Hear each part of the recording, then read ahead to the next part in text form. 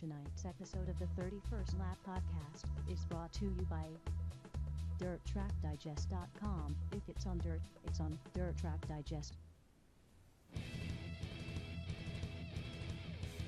This is the 31st Lap Podcast, recorded live in the studios of FingerLakes1.com in downtown Seneca Falls, New York. And now, your host, Chris Marquardt. Whoops, we don't want to put that up. There we go. How about that one? There we go. And we'll do that. Don't know what we're doing. Still can't get it to work. This is the 31st lap, and we are working a little bit with some of this new stuff. There we go. Got it up there now. Working a little bit with this new mixer, and still trying to get a good handle on what we got going with it, and not always the smoothest. But we're up and running now.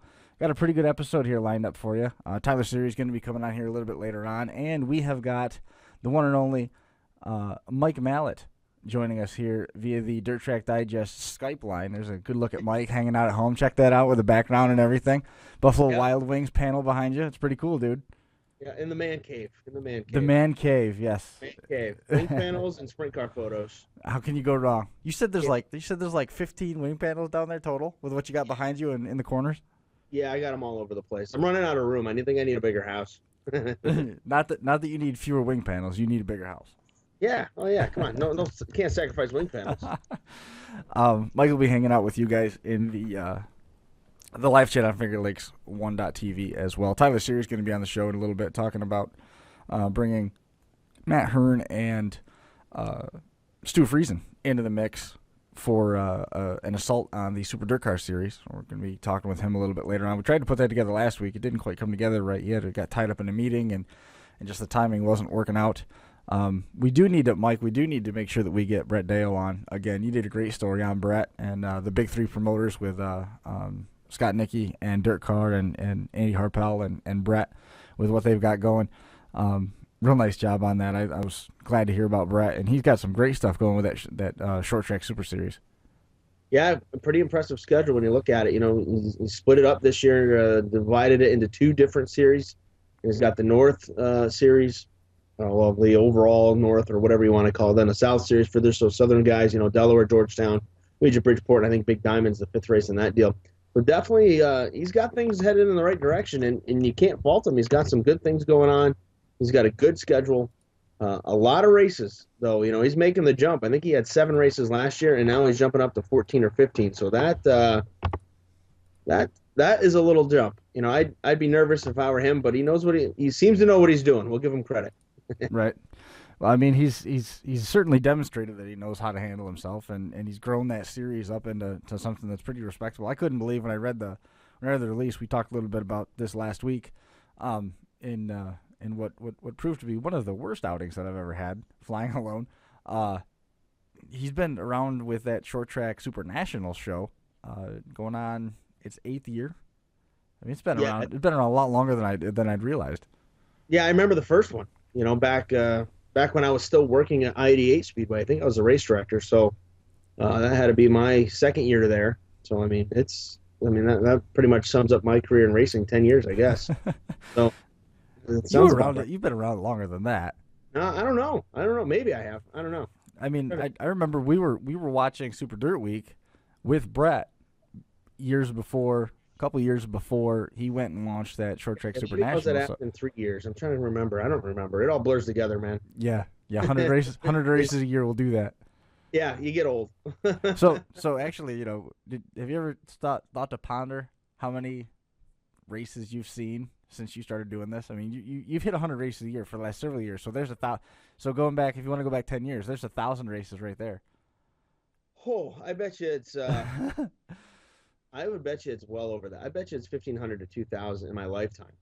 Lifetime, yeah. I'm just talking professional career. Oh, professionally as a member of the media, over 1,000 easily. Oh yeah. I mean, this year. I'm thinking you're probably pushing 1,300, 1,400. Yeah, I mean, this year, let's see if I can take a look here. I'll get my schedule open. It's pretty neat that I can have all this right in front of me. At the end of the day, I've done 114 races this year so far. Right. I've got 2 more scheduled here in a couple weeks. I go to Trenton or next weekend. Now, holy cow, that's close. Trenton Indoor for 2 days. Off for 1 day before my first race of the 2015 season. I'm going to the Winter Heat or Winter Sprint Car Showdown at the Cocoa Paw Speedway. So looking forward to that. Never been to Arizona to see a race, so I'm looking forward to getting out of New York in January. Let me get the proper name of that, because the Winter Heat Sprint Car Showdown, a bunch of shows, a lot of money on the line. For those guys to go out there, it's going to be 5 races in about an 8-day period. They're all paying some pretty good money, $12,000 to win, $1,000 to start, and then the middle show, then the week pays $5,000. But and then there's a championship and all of that. So I'm ready to go, and get out of New York, for a couple of days, and again get a new track. I never, Arizona, that's the farthest west I'll ever go. And then recently, as you heard, I don't know if you saw the release this week, Golden Isle Speedway in Georgia stepping up and hosting the big block modifieds. I think that's going to be a good time. Yeah, it's a Sunday before things kick off at the Volusia Raceway Park as part of Winter Nationals. I've been talking to George Smith, co-owner of Dirt Track Digest, and GT, his son. We're trying to figure out how we're going to cover all the racing that we need to cover. We want to be the Volusia and cover the sprint cars. And, of course, the modifieds, first time at Golden Isle Speedway. Matt Shepard tested there last year. Mm-hmm. Jimmy Phelps, I believe, on the way down to Florida. And this show got put together. 40 laps, $4,000 to win. I heard it's going to be some good green money. I'm hearing somewhere in the neighborhood of $300 to take the green. So if you're heading south, what's an extra day early? And a lot of guys get there Monday or Tuesday anyways. So if you head down a day earlier, you got a chance to, to race for some good money. And that track is outstanding. Have you been there? I've never been there. No, I've either, never been there. I talked to a lot of guys that ran in the late model circles about that track, and they loved it. That was back years ago. If I'm not mistaken, that was a really, really funny colored track. It was a really, really fast track. It was like an oil clay mix. So they got they got incredible bite coming off the corners, and they would just do wheel stands like crazy. Very cool. Yeah, so the modifieds should have a real good time there. I'm excited about it. I hate giving up a sprint car race. You know me. But to go to a new track for the modifieds, that should be fun. It'll be nice to see. Hopefully they get a good car count. I know Volusia's been getting between 30 and 31, 32 the last few years. So hopefully they can get 24, 25 guys to go, a few days early and hit that race. It's one of the better paying races of the week. Other than the capper at Volusia, I believe that is the second highest paying race. And if they pay the money throughout the field that they're talking about, it might be one of the better, the best paying race of the week.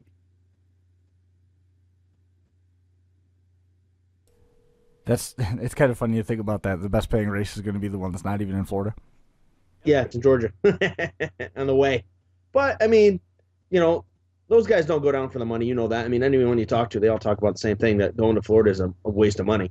Unless you win 2 or 3 of them, then you cover your gas bill. But you go down really just to shake your equipment down, get your new stuff broken in, get it ready for when you come home and start racing up here again. Because once racing in New York kicks off, I think it starts up or ROC race at Sealands Grove. Once you get going in New York, it's nonstop. You go. So this gives you that opportunity to shake the car down, get things ready, and so on. We never had the fortune of that really last spring. It wasn't go. It was try, but it was broken up. We never got big swatches of time that were lacking any racing anywhere. Yeah, 2 years ago, Sealands Grove snowed out. We got the racing on Friday night, and it was cold. Yeah. They came back on Saturday, and we got 6 inches of snow, and that was pretty much all she wrote there. Right. I know this year they've cut that back now to a 1-day Saturday program with a Sunday rain date, which stinks, but I understand the reasoning. First off, that place is tough on small blocks. I don't know if you've never gone, Chris, but the Friday night portion, they usually have some issues with motors. So now just Saturday, a big block makes things easier. You just got to do the points, and that's tough earlier in the year to have motor problems. Yeah, because you go there, you blow your motor up, and then now you're in real trouble the rest of the year. Yeah, so and that's no fun. Nobody wants to go there and mess up their equipment right out of the box. We talked a little bit about getting going and everything. We've got Tyler Siri joining us on the 31st lap hotline, adding Stewart Friesen and Matt Hearn for the DIRTcar Super Dirt Series Assault. Man, welcome to the program, Tyler. Hey, thanks, guys. Thanks for having me on. Hey, you bet. how I guess let's jump right into it. How did you get this deal to come together? Because Landon Stu Friesen for the tour is a pretty good pickup. That he does okay in a modified. Yeah, he's one of the best drivers out there right now on the dirt circuit. So for me, being a racer, business guy, with a friend of mine that's good friends with him, was hitting around to me about trying to put something together. And he talked to me, a friend of mine there that last year about thinking about doing something, but the series goes to Canada 5 or 6, 7 times. So, to win a championship, obviously, Stewart couldn't do the Canada tour last year. So that was the kind of the killer point of trying to do something last year. But, this year just all worked out, between a couple of us to put this deal together. And, Stewart can go to Canada now. So it's, it's a great opportunity for me, myself, just business-wise. Obviously, you don't make any money racing, that's for sure. But, I love the sport, always have. And, would love to, Stewart could come out of the box and win races and chase for a championship, on the series right out of the gate. So, I'm planning on running the full series myself. So next year, so it just worked out good. He's definitely gonna help my racing program out. Matt Hearn being on board. Al from TO as well. So it's just going to be a win-win-win deal for everybody, really. So that's kind of helped put things together. I switched over to TOs for the big block stuff, and those guys are awesome over there. They got a great car, so that'll help my big block program as well too. So, and Stewie wants to run a full series, and he's got a ride for Friday and a ride for Saturday and a ride for Sunday, and a ride for the Dale stuff. So this will complete his racing schedule out next year, with racing for myself on the full dirt series. So he's going to have a full plate. Is Matt next year for sure? So is Matt going to be overseeing both your car and Stu's, or is he just going to focus on Friesen's car? Who's that? Matt Hearn. Is he going to be looking at? Is he going to be overseeing your car and Stewart's car, or is he going to just be assigned to Stewart's car? No, he's going to be doing both of our cars at the series races, which will be a big help for myself as well, because a lot of these places I've only been one time or haven't been at all. So that's going to help me out in my program pretty good too. So Matt's one of the best on the circuit right now too for a crew chief. So it's just going to be, like I said before, it's going to be a win-win for everybody. And Al from TO is going to be at my shop, helping out with the cars and making sure that they're all good to go. And I know the Big Mel stuff. The TO stuff's a little different. It drives different. There's still a race car, but if you got a guy that builds cars, you can get him in your corner at your shop. Making sure everything's perfect, and we get to the racetrack, we're ready to go. We're going to be fast out of the box, and all our I's and T's crossed. And, Matty will be there to help with the setup as the track changes, and crew chief. It's just going to be an awesome team. There's just no doubt about it. That's excellent. I mean, it sounds good. Now you tried something similar to this last year. You brought you had a couple different drivers in your cars. What changed through the course of that led you to the point to open up the seat? Did you just get tired of the tour? Did you decide you didn't want to pursue that anymore? What made you come back to wanting to run the tour full time and now putting 2 cars out there? Well, I've always wanted to run the tour. I mean, the biggest thing was my health there last year. Or maybe it was last year or year before. We had when I had Danny drive for me. I had the vertigo issues, and we'd be getting ready to go to the race and load the cars up, and I'd be laying on the shop floor. It was a bad deal. So I couldn't commit myself to something like that because my health was and I'm the healthiest guy you ever find out there, but for some reason I had this bout of vertigo, and it was just it was tough for about 2.5, 3 months. Which was prime time season, and Right. it was just hard for me. I mean, I couldn't run weekly stuff, and so it was a tough deal. But it lasted for about 3 months, and got over that. And, I love racing. I'd race every day of the week if I could. But this year we ran quite a bit this year. Mostly small block stuff. It's tough for where I live. For big block stuff, everything's hour and 45 minutes to 2.5, 3 hours away. So, Mm-hmm. Being in the southern tier here where my shop is, it's just it's an hour to Binghamton to 5 Mile Point. I-88's an hour and a half. It's just tough for the big block stuff is all up north, so to speak. But so hopefully, actually what I'm looking to do, well, the good thing about Stewie there is he's racing Fonda, so he gets his dirt track points there. So he'll be all set there. I'm hoping this deal with Rolling Wheels goes through where they can, get home track points over there on Thursdays, because that's where we'll run the big block there. And then I'll continue to run small block stuff at 5 Mile and either Penn-Can or I-88 or even Yates County if they decide to run big block, small blocks on Fridays over there. We'd run over there. But if not, it's probably going to be a Brewerton on Fridays for home track points. There again, I'm 2.5 hours one way to get there. You know what I mean? So, Right. But you got to run home track points if you want to run the series. I mean, let's face it. If you're going to dedicate yourself time and money and effort to do this, you got to run you got to run home track points someplace. I mean, look at Danny Johnson last year. Or this year.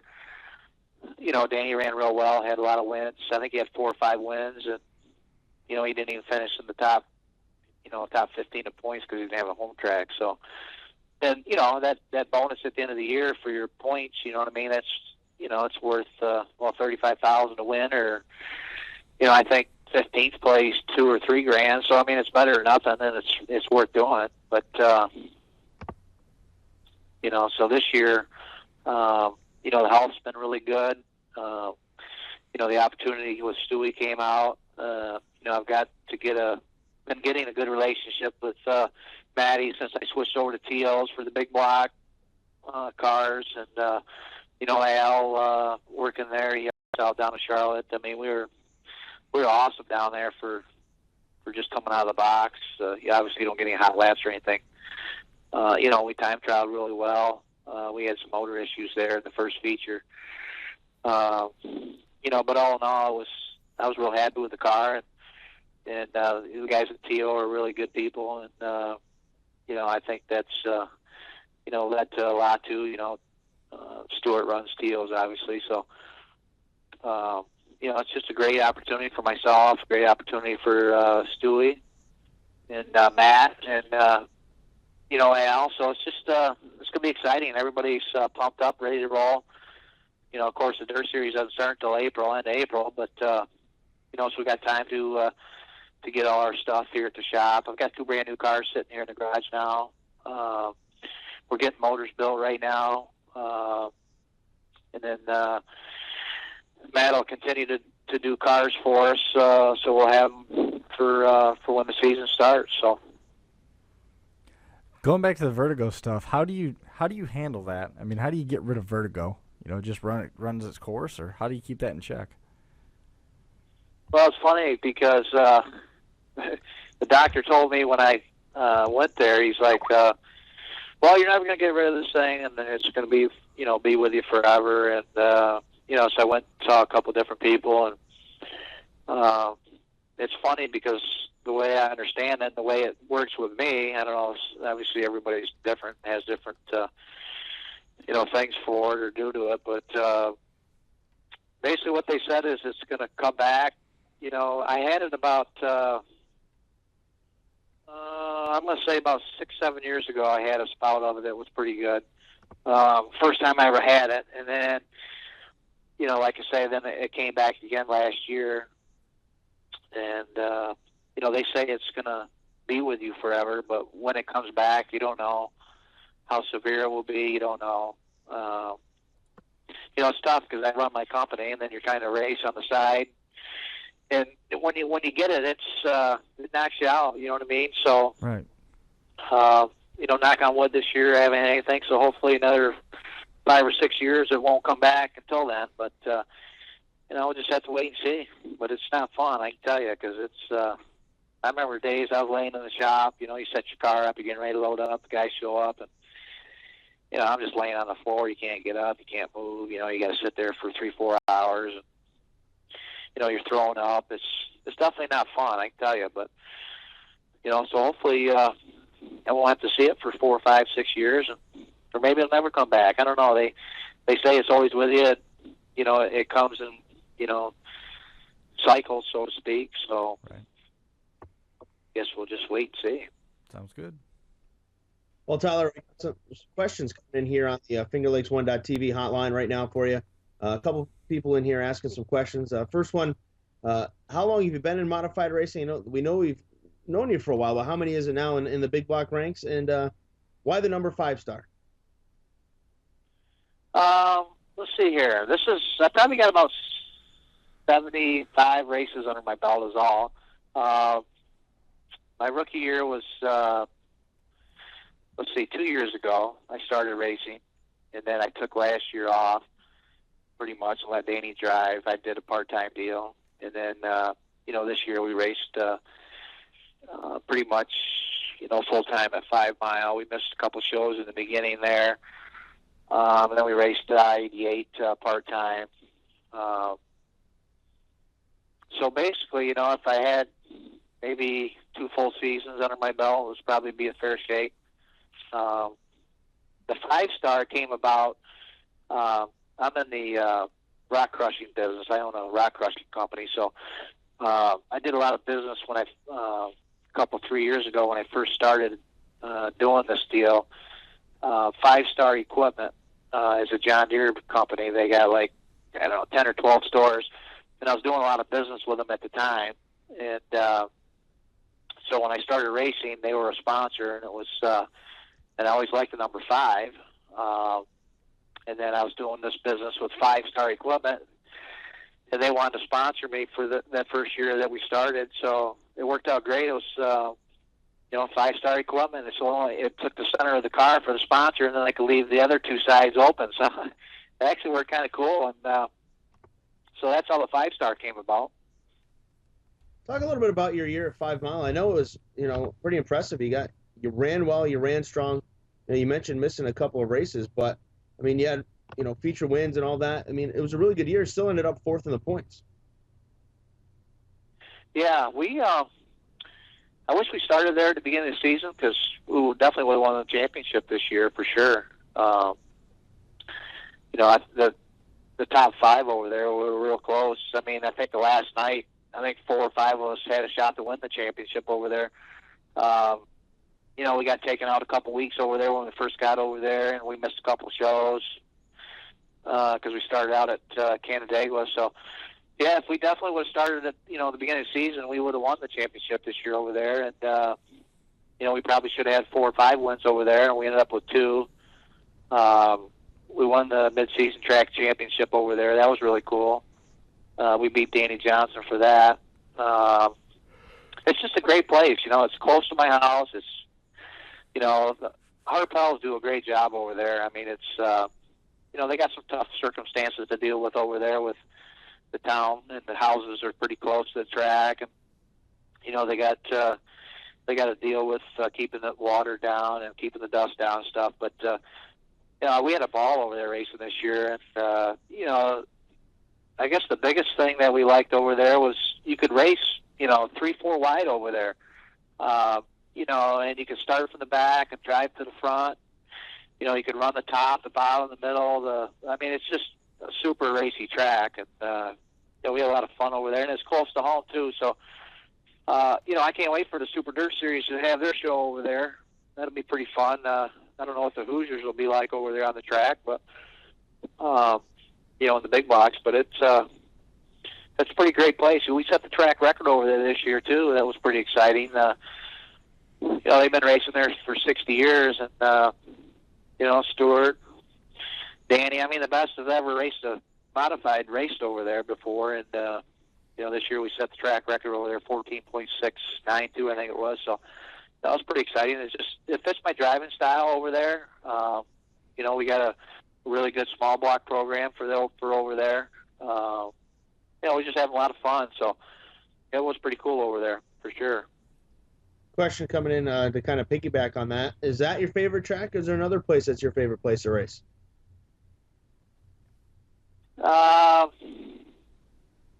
It's getting to be one of my favorite places, I'd say. I like Black Rock. That's where I started in the sportsman over there. So, I really like racing over there. We do really well when we race over there. 5 Mile, I-88's great. They're great people over there at I-88. Penn Can, that's a fun track too. It's we've had some really good races over there this year. Let's see, it was the third time we were ever there this year. Let's see, we went there twice this year, so our third time ever being in the modified over there. We did really well. We got taken out at that last race there. We broke left rear hub on the axle tube on the rear end. It took us out in the beginning, but we were racing with Shepard and them right up front. We had a great car. We started in the mid-pack in the heat, drove up to second, almost had to win. And then the other day I was show, we were doing really good too. Something broke there too. I can't remember what that was, but I think we blew a tire. But we had a lot of fun at Penn Can too. That's I like any place you can race. 2, 3, 4 wide. Charlotte there. That's a great place. That's fun to race on. I don't know if I really have a favorite. I'd probably say Black Rock or 5 Miles probably my favorite. And then as far as atmosphere, Charlotte's one of my favorites too.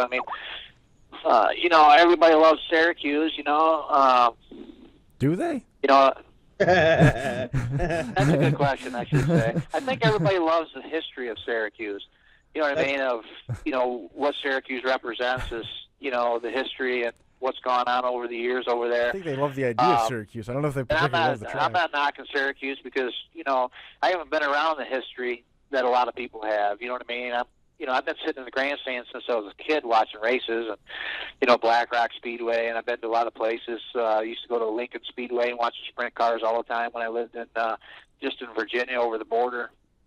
We used to go over to Lincoln and watch Freddie Raymer race all the time, and he was my sprint car guy with Mel Lane there. I loved watching him race. And he was number 5. That's he was one of my favorites.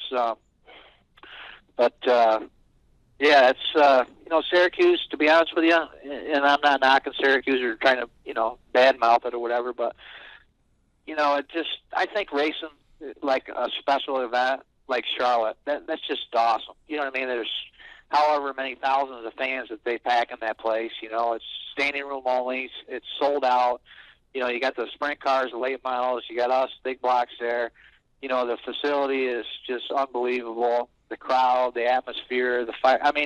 To me, that's my Syracuse. I just think, I don't know. I just love Charlotte compared to Syracuse. But like I said, I don't know the history of Syracuse like a lot of the guys do, and so forth. But it's a big paying race, and Stewart's awesome at Syracuse.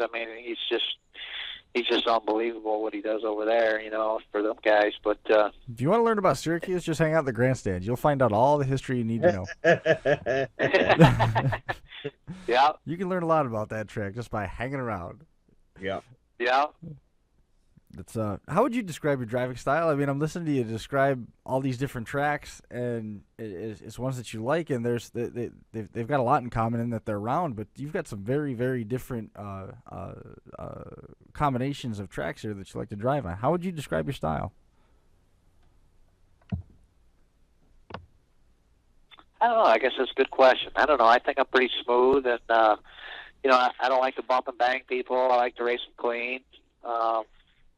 Another track I forgot is Rolling Wheels. I love that place too. I think Rolling Wheels is a lot of fun to race at. It's fast. It's racy. I'm excited for that place. I can't wait for that to get going over there. They fixed turn 4 over there. Did you catch up with that? Turn 4's been turn 4. That funny kick out of the wall that basically makes everybody come up to the wall and took away most of that low groove that's now gone. Mike? Yeah, you definitely got to watch that for sure. Well, Mike, did you catch that? No, I missed it. I was following the chat room. Sorry. I was having a conversation and it sounds like they've fixed that funny kick out on the inside of turn 4, and okay. they might have gotten rid of the same one down in turn 2, so it returned a little back a little bit to its original form, which might help the racing a lot in terms of coming off the corners. I see. Yeah, that'd be. I don't have very much experience there racing, but when we do go over there, we've had pretty good luck. We had a brake issue one time. I think we moved tires another time, but I like that track too. I like fast tracks. I like the small tracks. I like them all. You know what I mean? There's some tracks that Canandaigua is a tricky track. I mean, the way Jeremy sets it up over there and preps the track. I think the experience of that place, I think, really pays off. I mean, Matt Shepard there, he's on his own over there. It's just unbelievable what he's doing over there. Every week he starts 20th, 22nd, 3rd, and he just drives by everybody like they're sitting still. It's just amazing what he's doing at Canandaigua. But, all in all, it's... From a driver's perspective, you talked a little bit about how the promoter sets the track up. We've got a lot of good promoters that are active in the decision making and into what their track is going to be set up like. As a racer, would you rather the track to be consistent in the same way week after week after week, or would you rather the promoter maybe tries to take a couple opportunities to throw you curveballs and sets it up to be a little bit drier one week or sets it up to be a little bit wetter another week? I think as a racer, the limited experience that I have doing this, I think it's definitely easier to, get a handle on the track and get your stuff set up to be consistent. If the track is consistent every week, if it's either dry every week, then you know what you got to do during the week and setups and what you got when you get there, then you can fine tune from there. I think that's probably, makes things easier, especially for a guy like myself that's new at it. Right. I think probably the Danny Johnsons, Alan Johnsons, Shepard, them guys, I think they probably can adapt to those changes a lot quicker than somebody like myself because they got notebooks, they got experience, they know what it's doing. Right. I mean, that's the other big thing that I'm excited for next year is, my biggest thing is doing this thing is, you're racing with guys that do it for a living, for one. That's all they do is sit in their shop, and this is their job, you know what I mean? So you're competing with guys like that. You're competing with, 10, 20, 30 years of experience, notebooks. These guys know what's going on before they get there. It's tough to race with somebody like that, and then they got the best of the equipment, and that's what they're doing. So, to compete with that level, you got to have great equipment, you got to have great motors, you got to have great people behind you. It's no different than me running my company. I'm only as good as the people that are around me, that work for me. They, but that's what I get. I train the people the way I want them, and so business-wise. So you can do what you want to do and go race and stuff like that. But, these guys are the best at their game. So, that's exciting for me for next year, having Stewie on board to get his knowledge, his experience, Matty Hearn on the crew chief, and Al. I mean, to put all these pieces together, that's what you need to be competitive. And that's going to help, help my program out big time for myself. But as far as Stewie, I mean, the guy's on top of his game, and Matt's on top of his game, and we got new cars and motors, and so I've built up the race program. So I'm excited for next year. Everybody is. I mean, like I said before, it's just I don't want to put pressure on anybody, but it's just going to be exciting for everybody. And I think the results will show. Excellent. Before we let you go, is there anybody you want to make mention of? I mean, you talked a little bit about the guys at TO that have been active in helping you out, and the advantages that you're going to have, and being able to share information with Matt Hearn and Stu Friesen. Anybody else you want to make mention of that helps keep that car going to the track week after week? Yeah, I'd like to thank. I only have a couple sponsors. I do this all out of my pocket. Superior Crushing is one of my companies. Siri Sand and Stone is one of my companies. Hanson Aggregates is one of my biggest customers that I do business for. So, without them guys, obviously we couldn't do what I'm doing. But just everybody, guys that come up, Robbie and Al and Ray that come up during the week when they can and help on the car. And it takes a lot of effort, takes a lot of time. Thank my girlfriend for putting up with me and my hobbies that I have between racing and riding my motorcycle and working my business. I mean, it's everybody should try it one time and understand what it does take to, the time, the money, the effort, and the shout goes out to all the track promoters and owners out there too. I mean, it's tough to please everybody for one. It's you got to deal with the weather, you got to deal with the economy. You try to make the fans happy and the racers happy, and it's a tough gig for everybody out there. And we all do it because we love it. Hopefully, the fans support everybody and so forth. But thanks for the fans for coming out to the track and spending their hard-earned money to watch this race and have fun. And like I said, the track promoters and stuff, and you guys for what you do, and sponsors that help out. I mean, it takes everybody's effort to make it possible for sure. So, do you love racing enough to think about putting the cars in the trailer and leaving them there and owning a racetrack? No, I'd always race. I mean, I always sat in the grandstands as a kid. I took my son to the races, and it's something I always wanted to do. I didn't have the time or money to do it.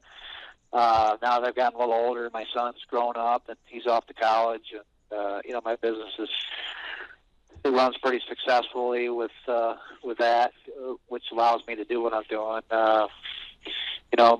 I love racing, but and I also love business. I've been in business since I was 19 years old, and I love the business aspect too, and I can definitely do a racetrack and race too. I mean. You just got to surround yourself with good people around you to help you along the way and make sure things run smooth. But I got a vision for a racetrack and what it needs, and I'm talking about Black Rock.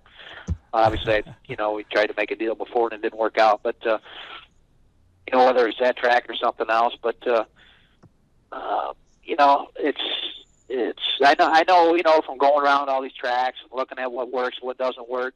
I mean, the nice thing about Black Rock up there, and I hope Dan and Dean can make a deal together for another season, but he needs to get the modifieds up there. And the good thing about that place is, you got Alan and Danny and Steve and Matt, Jimmy and myself. And you got a lot of guys that want to, that are probably a 30, 40-mile radius of that place.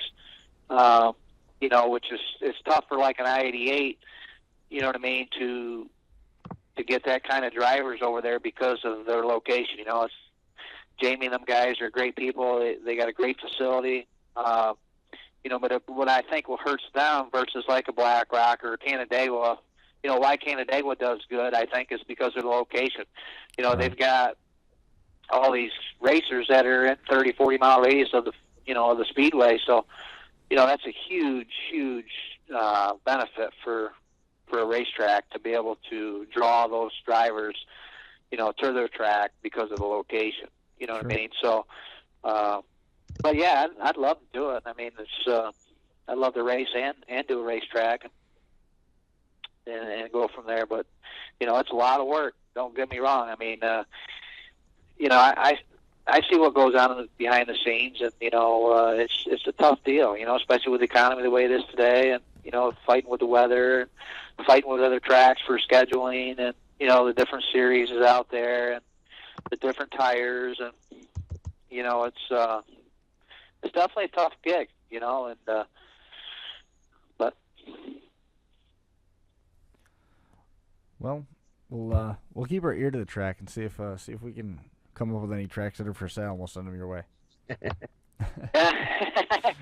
Well, it's got to be, like I say, I mean, the nice thing with over there at Black Rock, it's only 35 minutes from my house.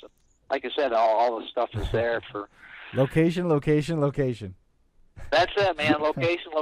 That's the key, But we'll see what happens.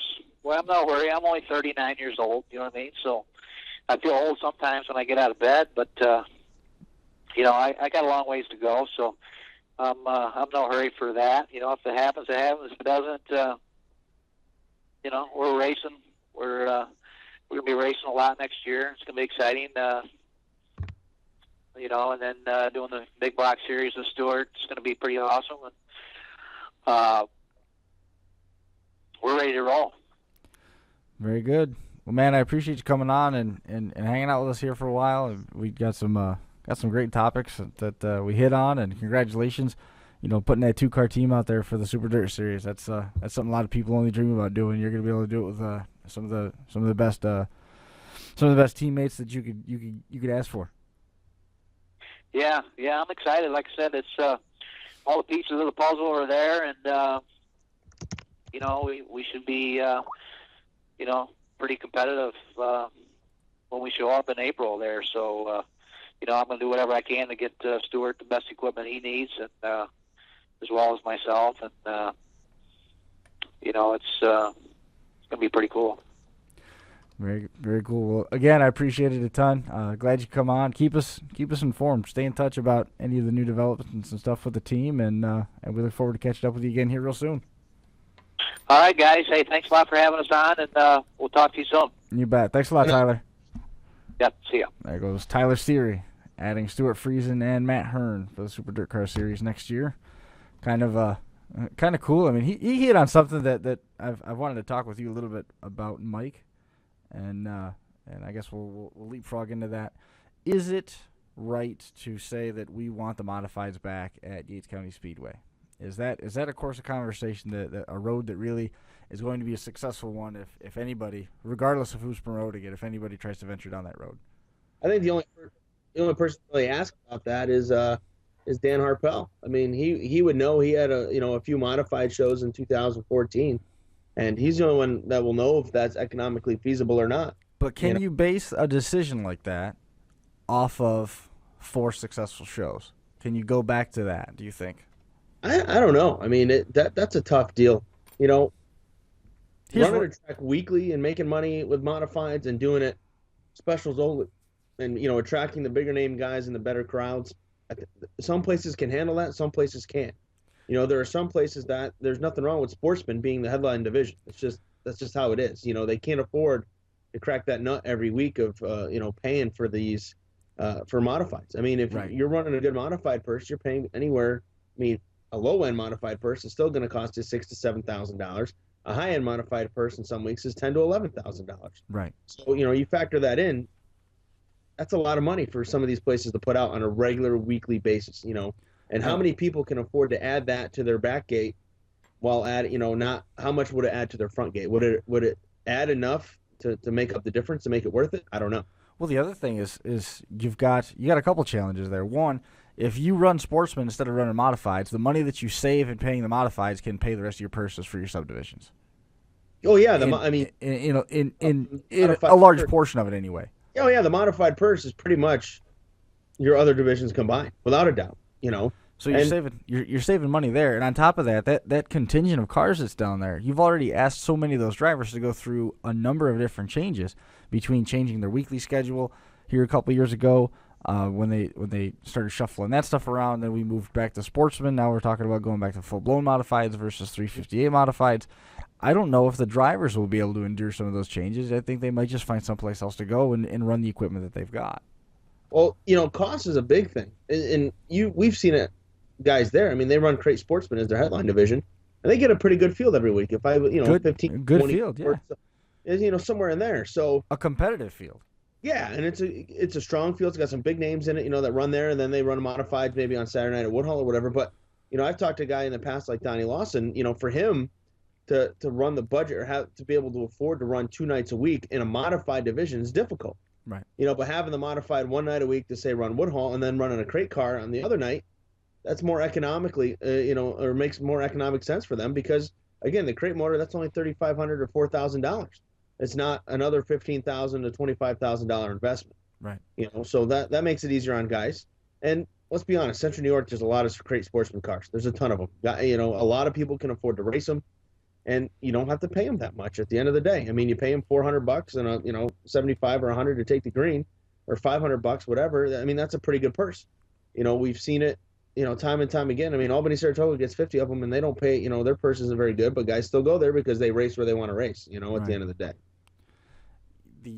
You touched on something there about the cost and how much it's tied to. Look at the 360 sprint car ranks. When you're looking at money side by side, the amount of additional cost that it requires to go from Sportsman up to modified. Whereas you can take essentially the same Sportsman budget and you're running a middle-of-the-road Sportsman budget, turn around and you invest it in a 360 sprint car, you're one of the best teams out there.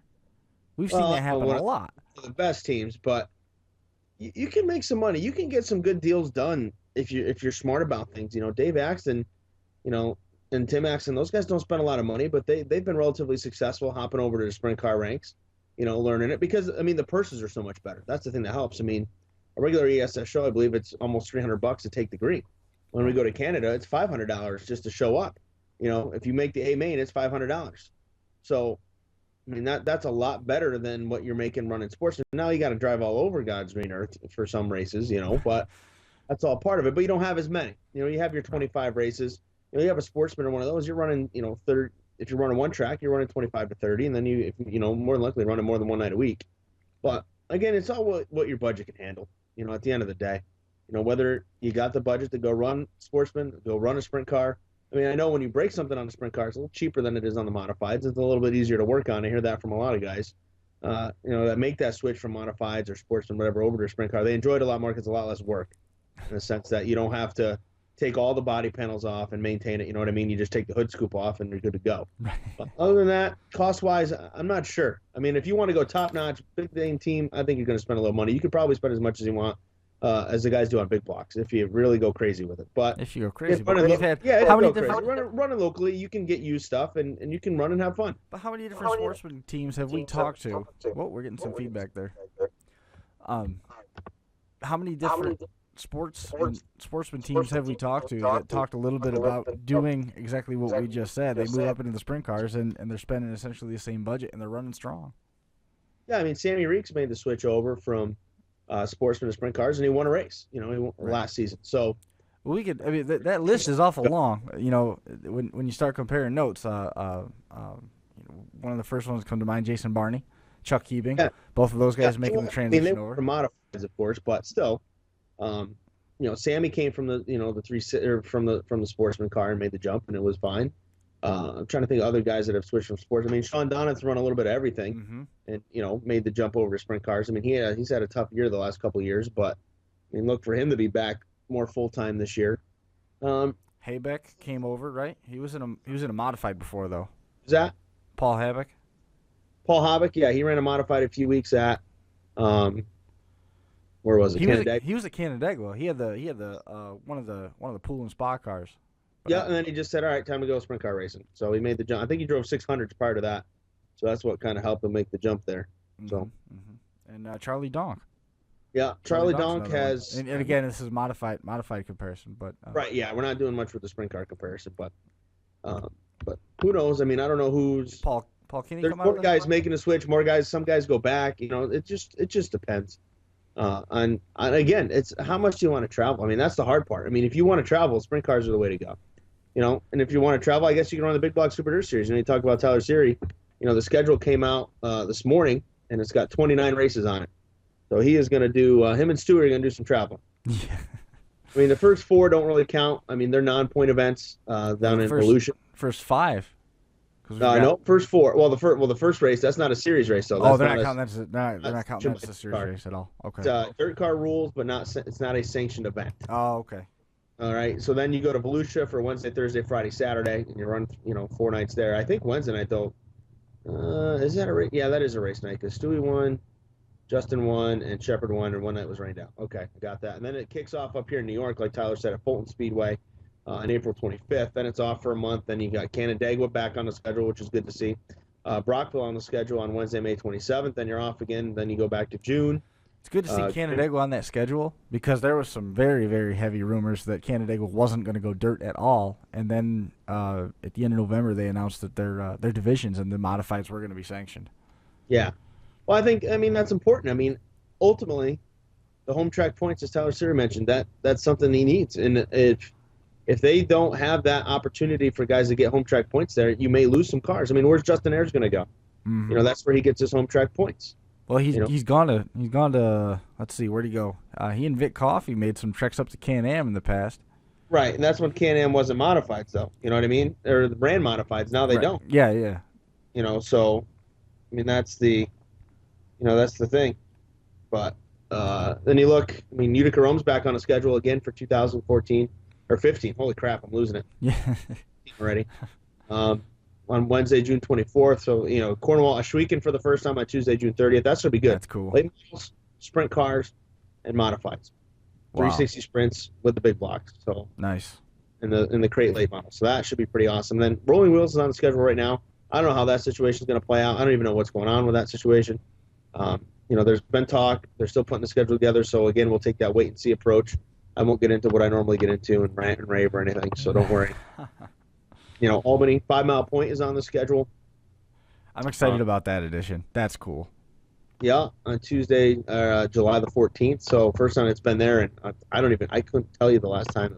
How about the World of Outlaw Sprint Cars coming back to Weedsport for the first time since '93? 97 was the last time they were at 5 Mile for the Big Block Series. How about the World of Outlaws coming to Utica Rome in October? You excited? Are you yes, giddy? No. Giddy? I gotta tell you, yes and no.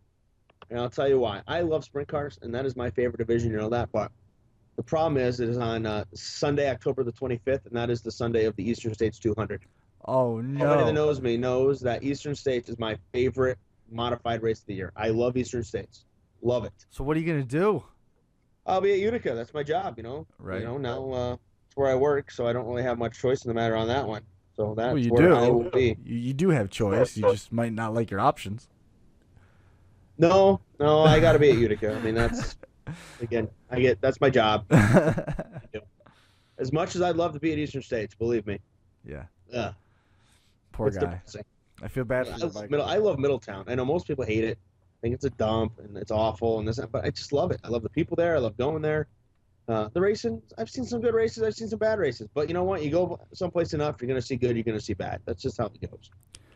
So, you know, other than that, Brewerton on the schedule, regular September, Friday night, September 25th. So nice to see a big block series race at Brewerton. And, of course, Weedsport now is taking the place of Eastern States on the schedule as Eastern States goes independent because Middletown went independent. Right. So Weedsport will be on Saturday the 24th.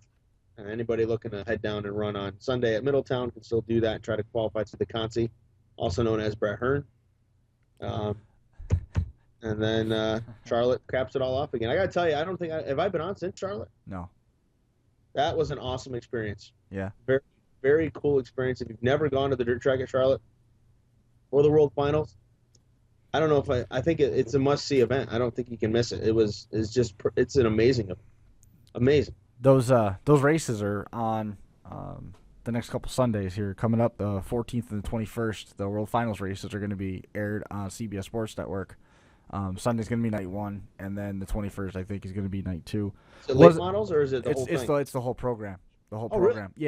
Yeah, the whole program. That was released from World of Outlaws back at the beginning of the month, and DIRTcar put that around as well.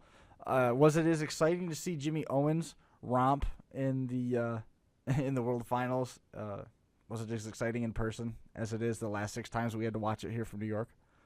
You know what was weird is I hate to be a homer, but I didn't watch much of the late models. No offense, Chris. I'm not offended. I knew you weren't gonna. Here was the problem I had is the modified pit area is way down in the back. Like you go down over the backstretch and there's a hill, and you go down the hill, and the modifieds are in this back lot with the late models. Right. So each night the modifieds run first. Right. So the first night the modifieds ran. I ran down Friday night.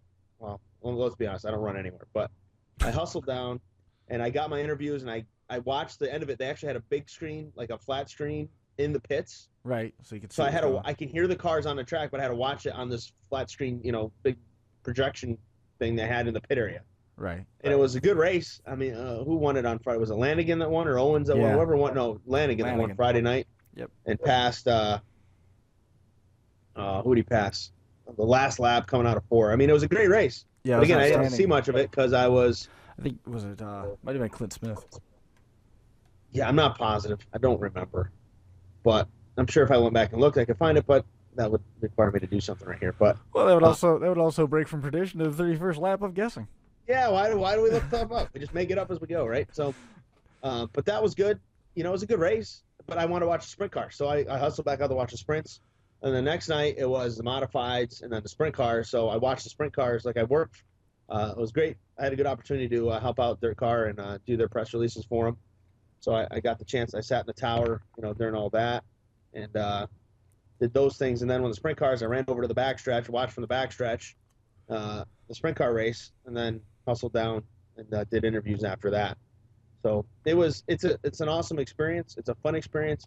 I would like to do it as a fan, once to see what that would be like. But right, for me, it's hard not to do it as a media guy. When do you want to go? You want to go as a fan coming up this year? It's gonna be I'd hard. like to go as a fan of something this year. It's gonna be hard for you to put the pen down. It's hard to do. It's hard not to tweet. It's hard not to do anything. I mean, even when I don't go to the races on a Saturday, my girlfriend still yells at me. She's like, "Why are you on your phone so much?" I'm like, "I'm retweeting." So I get that a lot. The people that are out there, we got a friend of mine, Ken Bruce, watching us for the first time. He does a great job on Twitter. So I'm always retweeting stuff that he's tweeting when he's on and doing stuff that I can't get to, or he's got results that I don't have. So you kind of help each other out, and that's nice to have when you're not at the track. And if you're following the Super DIRTcar series, you can retweet that stuff, and and so on and so forth. But it is fun.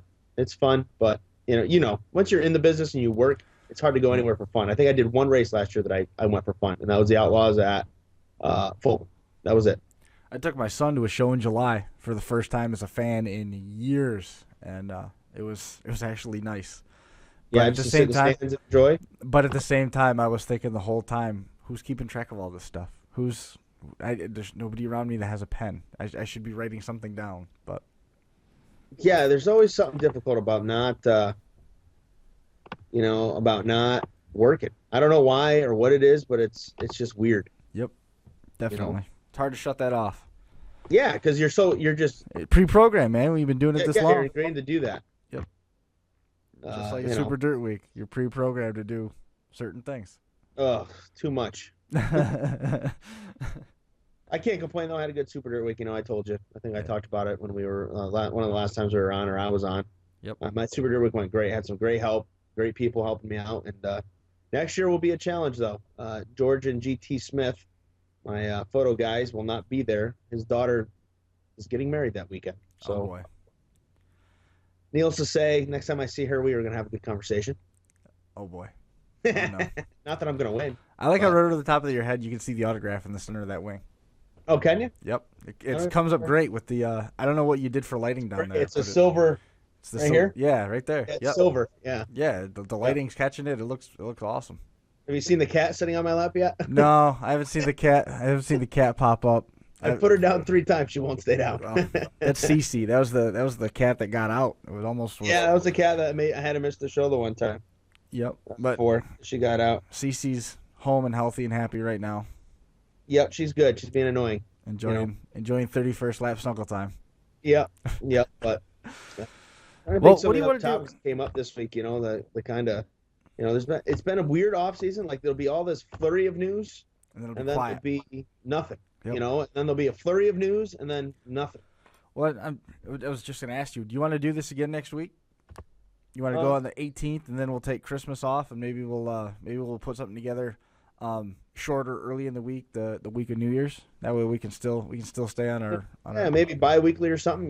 Yeah, I know you talked about. I mean, I don't know how people out there, anybody that watches this, send us some comments or leave us some feedback on the Facebook page. But it's been tough, to find interviews and to get people that aren't busy or aren't doing something right now. A lot of people, that we talk to today. That plays even more into how weird this off season's been, is because there's no news, but everybody's wrapped up with something. Yeah, and a lot of people this weekend, I tried to get a couple interviews. They're at PRI, out there doing the thing out there. So Hall of Fame drawings this weekend. Did you see that for the sprint what's car? going on this weekend? That Maxim sprint car. Oh yeah. It's making its last public appearance where you get to buy tickets. I did not buy a ticket. Why not? Although I should have. Those tickets were like $20. Yeah, I know. I should have bought one, but I did not. Can you imagine if you won that? Oh, what would you do? I'd sell it in a second. Motor's worth $30,000. Sold. New chassis. I might keep the chassis and buy a 305, but Yeah. or sell it and then buy myself a micro sprint. It's gonna be hard to tweet from the cockpit of a 305. Just saying. Just put it out there. Yeah. Oh, I'm sure, but it would be fun. I got to tell you. But I don't know. I mean, any other news? I mean, I don't know if you've talked about NASCAR and the end of the season, the chase. I don't know if you've talked about that. We got into a little bit. I mean, I haven't been on since the chase ended. I know that. So. The week after, the week that the chase ended, I was in Topeka with that big indoor show, and one of our friends is an engineer with Stewart Haas Racing. Right. All right. You did a show with him, right? Yeah, he came on the show and he talked at length about all sorts of topics, and he was on for probably an hour, and it was a really good conversation. I know we're going to do that again. I know Bo Lockwood from down in Brookville, Pennsylvania, he wants to be on the show, so we can get him on before the first of the year. It won't be hard to line him up. It won't be hard to line him up, but it might be hard to line him up because, just like you alluded to, he's like, hit me up anytime, and every time I talk to him, he's working on his late model or working on his track or working on sponsor this or sponsor that. It's but we'll find a way to make some time. I know one guy that seems pretty approachable is the promoter at Golden Isle. That'd be neat, maybe to have him on. I think that'd be a great call. See if we can get him on the show, and I'll give him a call this week. Nothing like talking about show prep on the show, but hey, that's what we do. Yeah. I mean, look, I think one of the charms of what we do is the fact that we're willing to poke fun at ourselves and be pretty honest about. Yeah, and we're pretty on the fly with stuff. I mean, if a topic comes up that we didn't talk about, or that we need to talk about, we'll do it. But I mean, I think this week it was a pretty good week. I mean, Dan Harpel took over Penn Can. I know he was in negotiations with Dean Hogue to go back to BlackRock. That deal was not done last I checked. I know in the story, the Penn Can story, it says it's pretty much done, which it is pretty much done, but it is not. It was not done as of Wednesday or Tuesday night. So there you go. We should see if that. I will get a message out here and see if that gets done. And stay tuned to Dirt Track Digest. I mean, I'll be a homer here. I got another Q&A story coming pretty soon.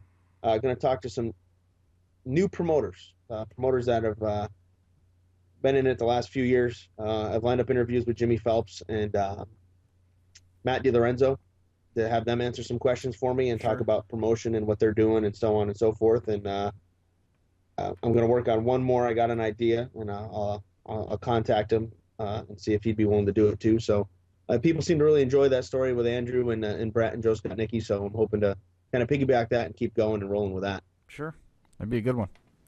And I know I've talked to Dan Harpel a couple times about coming on the program. I just got to shoot him another note. We tried to have him lined up within the last month, but he was tied up that night, and then the cards got shuffled, and here we are. So we'll get him on again too. This time of the year. When is I know Upstate Orange, does that come on yet? Yeah. Or those guys all jump off a bridge and hang themselves because they're so bad? No, it's actually I keep looking over and watching the clock. We're at the hour mark and we're right on top of our cutoff point, so we got to start thinking about. So.